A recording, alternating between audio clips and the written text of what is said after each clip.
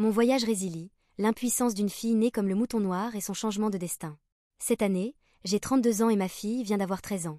En m'asseyant pour écrire ces mots, je ne peux m'empêcher de réfléchir au chemin que ma fille et moi avons parcouru ensemble. Chaque souvenir se déroule comme un film au ralenti, chaque image et chaque émotion revenant vivement comme si cela s'était passé hier.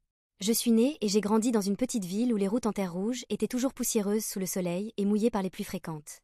Ma famille, une famille catholique dévote, était grande avec 9 frères et sœurs, tous vivant ensemble dans une petite maison entourée de rizières verdoyantes. J'étais la 7e fille, née dans une vie pleine de défis et de difficultés dès le début. Dès ma naissance, j'étais une enfant faible et maladive. À l'âge de 3 ans à peine, j'ai été confrontée à une grave crise d'appendicite, une condition menaçant ma vie. Mes parents étaient extrêmement inquiets et m'ont emmenée à l'hôpital dans un état critique. L'opération a été réalisée immédiatement, et pendant ce temps, mon père ne pouvait qu'attendre à l'extérieur de la salle d'opération, soupirant d'impuissance. Ses yeux reflétaient toujours la peur que je ne survive pas. Il disait souvent à ma mère, « Elle est le mouton noir de notre famille, toujours souffrant d'une maladie après l'autre.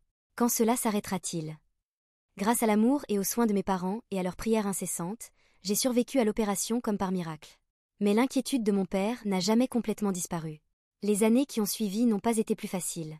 À l'âge de 12 ans, j'ai été atteinte de rhumatisme, ce qui a fait enfler et douloureusement mes jambes, au point que je ne pouvais plus marcher. Ma famille, avec une foi inébranlable en Dieu, priait constamment pour moi. Mon père, bien que toujours affectueux, me regardait souvent, soupirait et secouait la tête en disant « Notre mouton noir, quel destin cruel !» Après 3 longues années de traitement, j'ai pu marcher à nouveau, mais cette joie n'a pas duré longtemps. Mon père, bien qu'il essayât de garder espoir, ne pouvait cacher son épuisement en me voyant affronter une autre épreuve. Quand j'ai eu 18 ans, ma vie a pris un autre tournant inattendu. Ma famille a décidé d'arranger mon mariage, suivant la tradition, avec un homme que je n'avais jamais rencontré. Je suis entrée dans ce mariage avec de fragiles espoirs de bonheur, mais la réalité fut bien plus brutale. À 19 ans, alors que j'étais enceinte de mon premier enfant, j'ai découvert que je souffrais d'une insuffisance cardiaque sévère et d'un prolapsus de la valve mitrale. La nouvelle m'a frappée comme un éclair, mais ce qui m'a fait le plus mal, c'est de découvrir que mon mari, en apprenant ma maladie, m'avait trompée et m'avait abandonnée lorsque j'avais le plus besoin de lui. N'ayant nulle part où aller, je suis retournée chez mes parents, portant avec moi un cœur brisé et un corps fragile. Mon père, me voyant dans cet état, ne pouvait que lâcher un profond soupir, secouer la tête et dire à ma mère « Notre mouton noir, sa vie est tellement pleine de souffrances. » Je suis restée alitée, mon corps réduit à seulement 30 kg, chaque respiration dépendant d'une machine à oxygène.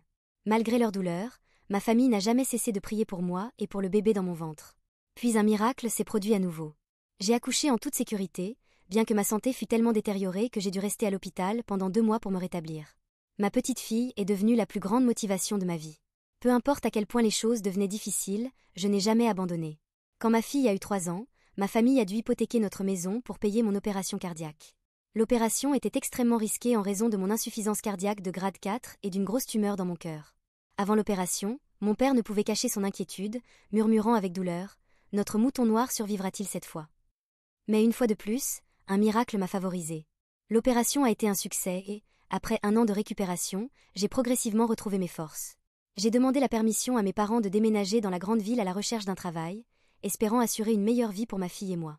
Dans la ville, je n'ai pu trouver que des emplois modestes en raison de ma faible éducation, mais cela ne m'a pas découragée. J'ai travaillé dur, économisant chaque centime pour mes médicaments et envoyant de l'argent à la maison pour aider mes parents à subvenir aux besoins de ma fille.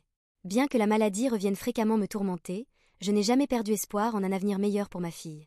J'ai réussi à économiser un peu d'argent et j'ai décidé de poursuivre un rêve que j'avais depuis longtemps, apprendre à couper les cheveux.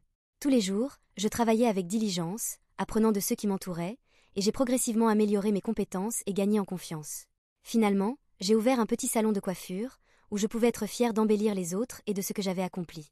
Mon père, bien qu'il m'appelât toujours son mouton noir, savait au fond de lui qu'il était fier de moi pour avoir tout surmonté.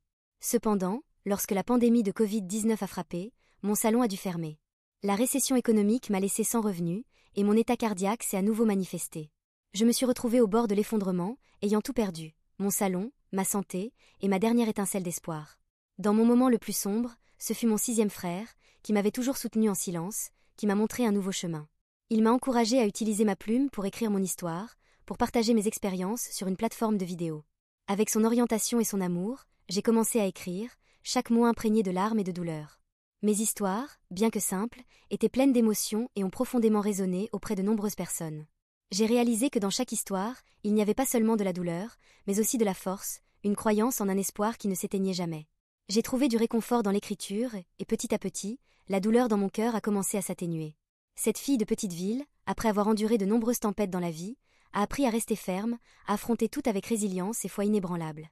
Et maintenant, en regardant en arrière, je sais que c'est l'amour de ma famille, le pouvoir de la foi et ma propre force intérieure qui m'ont aidé à surmonter chaque défi, me permettant d'écrire des histoires qui touchent le cœur des autres.